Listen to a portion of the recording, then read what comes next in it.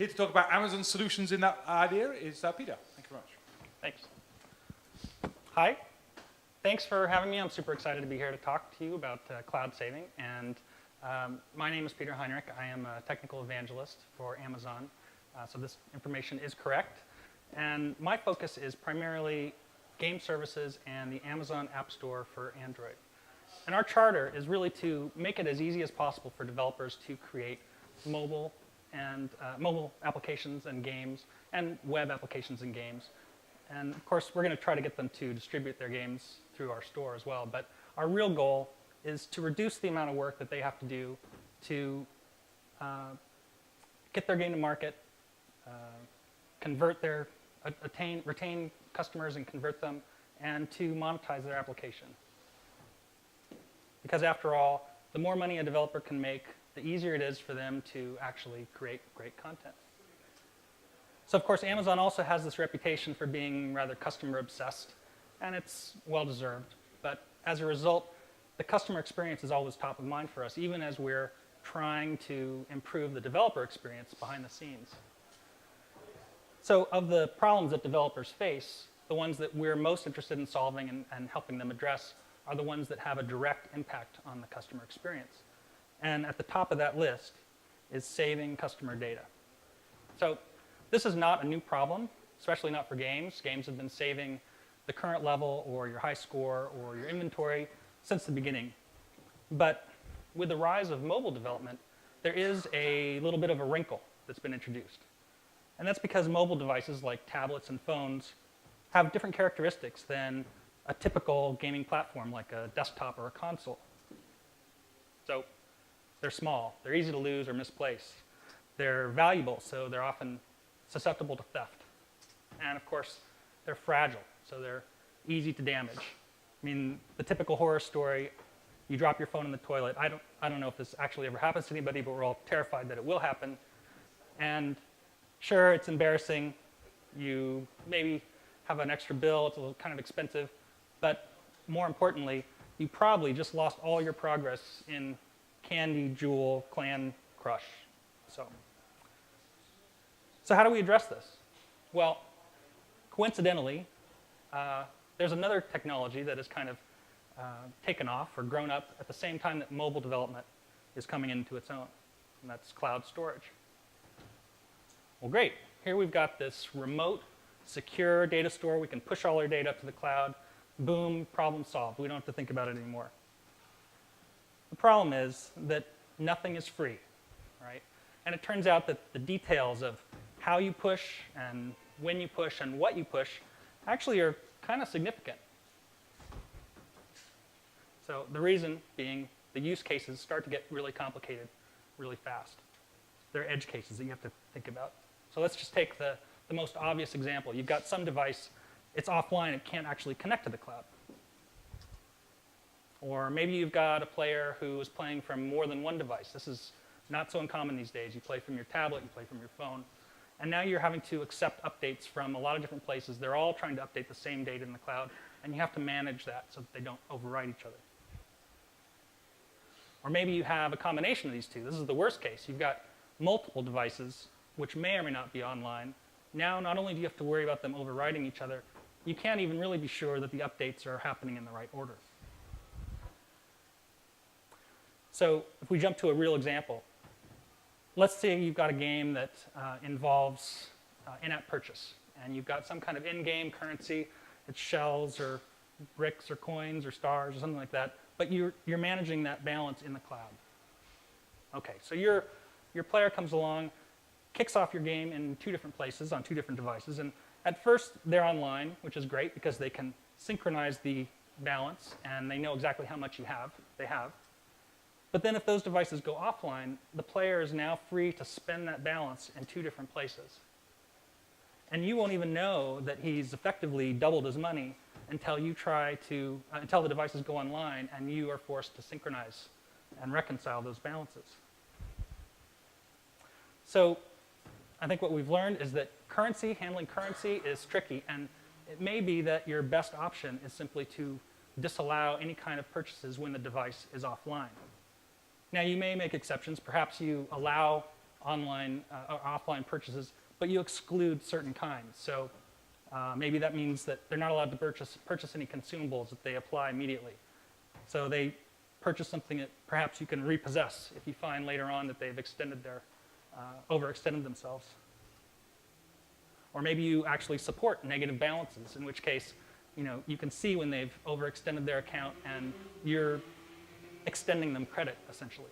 I mean, we're talking about real money. The problem is that now you're starting to think about adding a lot of extra complexity for questionable benefit.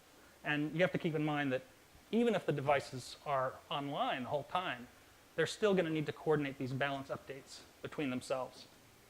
So maybe we think about balances in another way.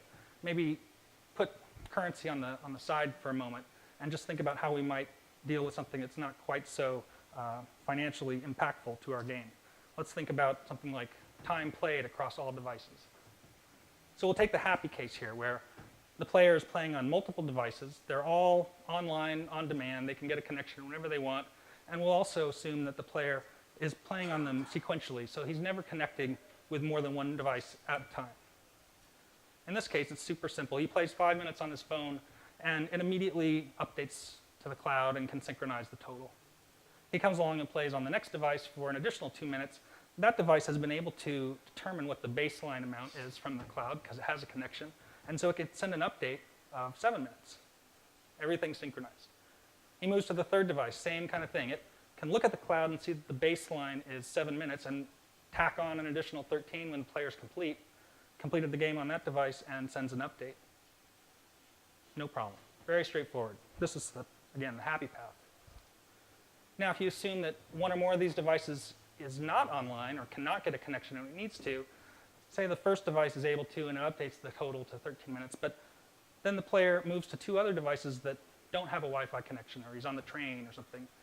And now when they actually go and try to update the total, because they weren't able to obtain the baseline 13 minutes, there's going to be this conflict. And it's kind of up to you as the developer in your own code to figure out how to reconcile those amounts. Okay, so how do we approach this problem? One thing you can do is assume that the devices are actually the authority for their own local amount. So rather than having them try to maintain this online total, they just care about their little piece of it. So he can play on all 3 of these devices, online or offline, and when they get a connection, they basically just contribute to the total. So it's really up to the cloud service, wherever you're storing this information, to combine that amount. And that amount's always available on demand as long as you have a connection. And if you don't, then your device basically knows how much it's contributing to the total, and maybe that's enough. Okay, so now we have an idea that maybe with the running total or an online balance, as long as you can make the local client the authority, you don't run into the same kinds of problems you do if they're all trying to update the total themselves. Keeping the subtitles and then subtotals, and then allowing the cloud to combine them on demand. And a side benefit of this is that when you're sending updates that just include a subtotal, those updates are idempotent, as opposed to sending a delta, where you might drop a message and be forced to resend, or maybe you just didn't get the acknowledgement, so when you resend, you're actually incrementing twice. This doesn't face that problem. Okay, so we have this idea that we're going to try to avoid offline currency transactions that alter a balance. We think we have a handle on how we might handle other kinds of balances in the cloud. What about other kinds of game data, things like best time or high score or the current level? Well, it turns out that if we think of this game data as having no special characteristics that we can take advantage of, we actually make a lot more work for ourselves. We have to implement and deal with concurrency, have some kind of control mechanism so that updates from multiple devices don't conflict when they come in. We have to deal with some kind of sequence ordering so that data isn't lost if it's received out of order. Oops, 3 just went away. Right. But we don't have to take this naive approach. we can actually recognize the fact that most game data has this characteristic that makes it mergeable. And by mergeable, I mean that there's a simple rule that is intrinsic to the nature of the data that makes it easy for us to determine which conflicting value we should promote. So an example would be the high score, which by definition is the largest or the biggest value. And so if I'm presented with two updates, I just know intrinsic to that data type that the larger one is the correct one, by definition. Similarly, best time is just the opposite. It's the minimum or the lowest value. So these are very straightforward. It makes a lot of sense for a numerical value, but this kind of mathematical comparison doesn't really lend itself very well to application to string data that we might want to store, like current level or the last monster that you encountered. But it turns out that there is another property of data, all data that we submit to the cloud, that is very useful and applicable to just about every kind of variable, and that's the submission time. So the last monster, we may just want to take the most recent value that was seen. And the way we would do that is we can look at either a timestamp or a sequence number stored with this data in the cloud in combination with optimistic locking, which would allow us to ensure that we're always taking the freshest data. So just as an aside, optimistic locking in this sense basically works. It's a simple algorithm to prevent overwriting fresh data with data that's stale, and it works by letting the client observe a remote timestamp or sequence number associated with the data that it wants to update its local value, increase the timestamp or sequence number, and compare that to what it saw remotely. If somebody has come along behind it and updated the data, done the same thing, its sequence number will be less than what's on the server. So if it's not, it means that the data on the server is still unchanged and we can push to the cloud. If it's more, then somebody's updated the data ahead of us and we need to pull that. And our change basically is lost, which is expected. So a simple strategy for resolving conflicts depends on these simple rules of mergeable data. And if we can model our game data using those types, we get this unattended conflict resolution kind of for free. And of course, as I mentioned, the nature of the data that we're trying to resolve conflicts for kind of determines the rule that we use. Some of the most common types I've already mentioned are the highest and lowest number or most recent string, but there are others. So this, I'd be remiss if I didn't mention that Amazon actually provides a service that kind of rolls all this functionality up into one web service. It's part of the Game Circle service called WhisperSync for Games, and it handles all the network connectivity, error conditions, retries, so that it actually works offline. It also incorporates a bunch of the resolution strategies that I mentioned a second ago to automatically resolve conflicts between the mobile devices that are playing game and the cloud. And it has an incredibly lightweight API, so it's super fast to integrate. And just out of the box, it supports a bunch of different kinds of syncable types. So, essentially, just about any of these, this list taken by itself is able to model just about any kind of game data that you might want to model, including, because we have support for collections there at the bottom, you can model hierarchical data very easily as well. And that's it. You can actually get a lot more information about WhisperSync for Games up on our website. And if you have any questions or help, feel free to contact me directly or go through one of those channels. And I'm happy to take questions. Whoa!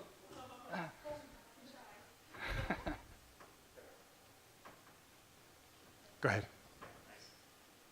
So when you're taking in data, right? So you've got strings, they come in, you see the most recent. Is it possible to define a user-defined merge process rather than just straight replacement? But like maybe I'm going to look at some of the data and retain that while overwriting other parts? Right. So right now it's not. We recognize that it'd be really helpful to be able to have some kind of programmatic control over the resolution strategies. Right now we have a limited number in the release of WhisperSync that's out, but it's definitely something that we recognize as being useful, so we're always thinking about how we can improve the service.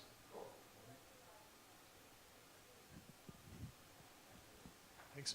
Thanks for the presentation. Marcus from TapSlots. We've just started recently using the Amazon, or attempting to using the Amazon cloud services for the game state preservation. And previously we have used some sort of crutches, like using the Facebook ID for people that use Facebook Connect, or use on Android the person's email address that we can get from Google Play. On Amazon, we're trying to use your service, and we're running into some problem where we have users now that have the same Amazon account, and previously husband and wife played happily on separate devices, and now we come along and essentially kill one of the accounts off because we recognize them that they are the same user on two devices. What sort of processes exist, or what part of that service is actually transparent to users to make choices where they can overrule whether they want to be connected to the cloud or don't want to be? What sort of, and we've got some complex use cases here as well that are really quite complex based on the previous account management that we have for the users. What sort of resolutions exist, or what can you recommend to go from one state to another where suddenly there's this cloud connectivity that previously user didn't even know existed? Well, as far as WhisperSync goes, the user can opt out of the service, so they don't necessarily have to be synchronizing. And because it's rolled into the Game Circle service that Amazon provides, that service actually also provides a guest mode. So you don't technically have to log in with your Amazon account. If the husband and wife want to maintain a single account, then one can play on one device without being logged in, and the other can use that account and log in if they wish, or neither needs to log in. So that way you can maintain the separation of the data. Does that answer the question? Well, it's basically really a question of educating users of what happens when they connect more than anything else. Because there's some unexpected results when they previously played unconnected, I suppose, and then they do play connected via the cloud. And I think that's probably our biggest problem really, is how we educate our users that didn't expect this to happen when you connect, I suppose. I see.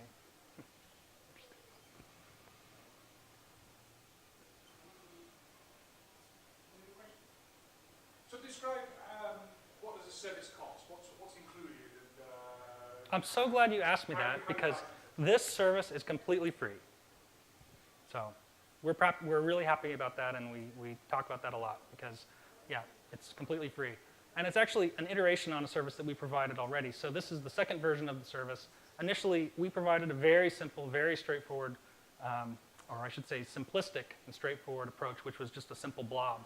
You basically are responsible for retrieving the data, unpacking it into your local data store, doing whatever you want to it, and then uploading it again.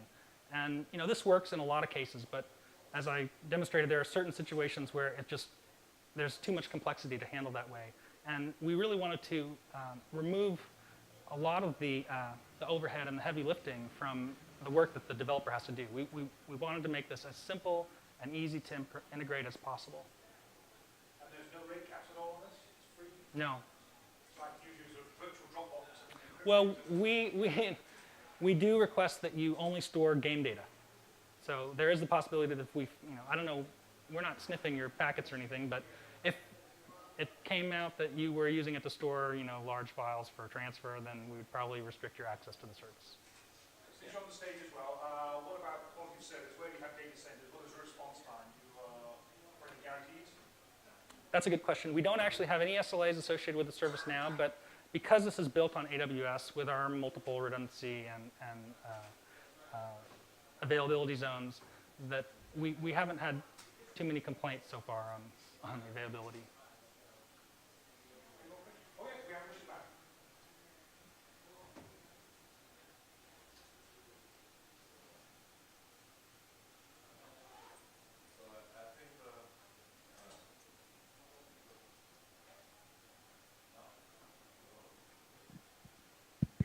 Oh, yes. So the most complex issue, I think, is with in-app purchases. So if you do an in-app purchase on one device and you transfer it to the other device and put it offline or something, and you said you should always only allow connected purchases after that.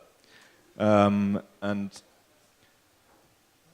maybe sometimes you could also say keep the purchases local and transfer the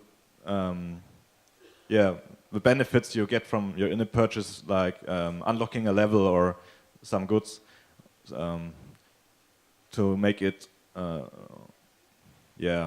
more difficult to cheat with the cloud saves.